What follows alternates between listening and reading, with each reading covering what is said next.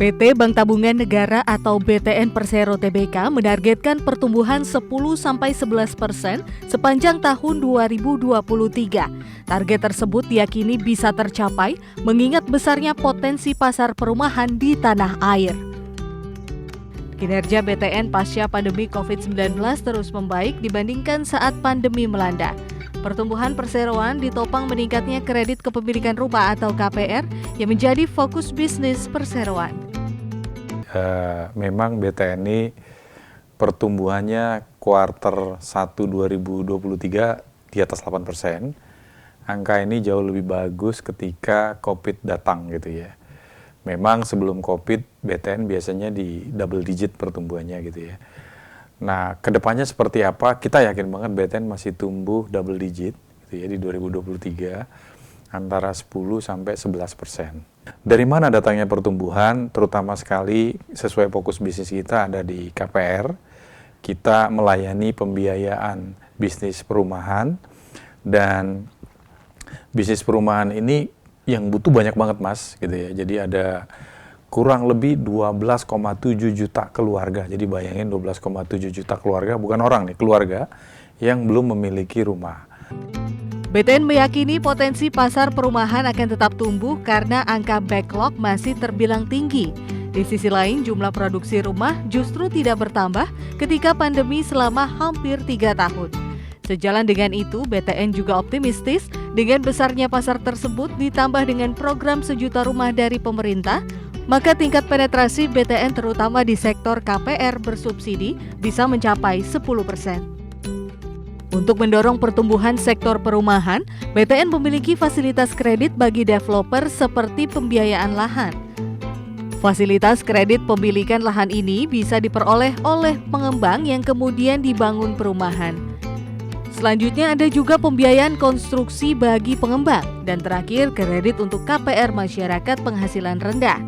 Dengan demikian, BTN memiliki fasilitas pembiayaan end-to-end mulai dari hulu hingga hilir ke konsumen.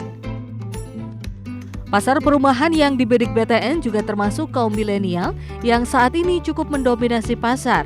Berbagai program pun disiapkan agar kelompok ini mampu membeli rumah. Hari ini kita punya milenial 80 juta orang gitu ya. Dan yang eligible untuk bisa memiliki rumah, angkanya semakin tahun semakin banyak dari millennials. Nah, pada umumnya millennials ini adalah first home buyer, pembeli rumah pertama gitu ya pada umumnya. Memang nanti kalau dia semakin income-nya naik, dia akan beli rumah kedua buat investasi dan seterusnya.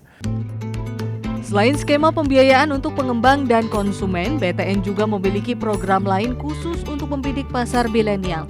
Skema lainnya, BTN juga menyediakan program pinjaman dengan bunga fix sepanjang masa KPR mulai 15 sampai 20 tahun. Di samping itu juga ada program yang disediakan sesuai dengan program pemerintah, yakni KPR subsidi yang suku bunganya rendah sebesar 5% dengan tenor panjang sampai 20 tahun. Berbagai upaya yang dilakukan BTN tersebut diharapkan membuat masyarakat semakin mudah mendapatkan rumah. Lebih jauh lagi, sektor perumahan ini bisa turut mendorong tumbuhnya ekosistem ekonomi baru di masyarakat.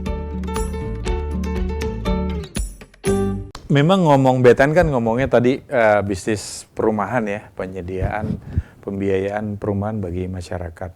Tapi kalau kita ngomong pembiayaan perumahan kan kita nggak terlepas dari ekosistem bisnis perumahan. Ekosistem kalau perumahan itu ada developer, ada tukang, ada material, kemudian belum kalau perumahan itu terbentuk, nanti muncul ekosistem bisnis baru. Dari mulai sekolah, dari mulai tukang sayur, warung, maret-maret, dan sebagainya, dan sebagainya.